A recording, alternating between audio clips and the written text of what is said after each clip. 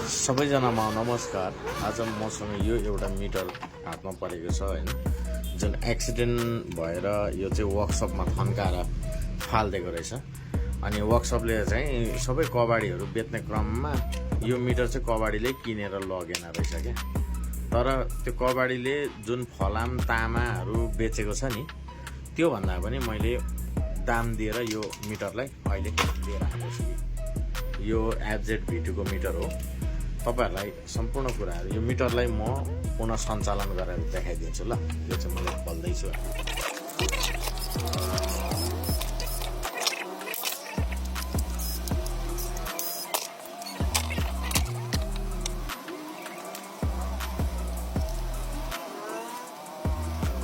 Line आएको छ है, तर ड्यामेज केही देखाएको छैन हैन।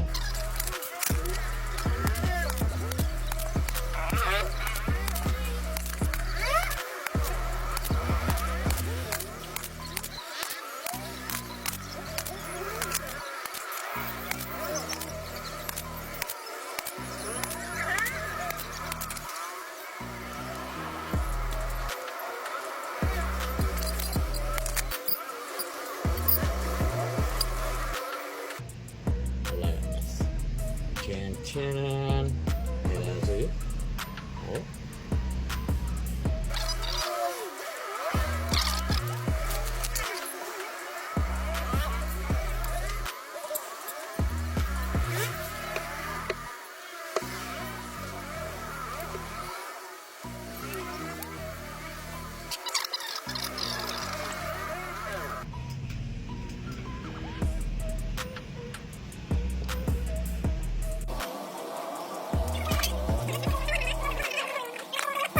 लाग्छ कि हो कसो बुझ्यो भनिरहन्छ के गर्नु पानी छिरेर पानी छिरेको त बोर्डै छैन।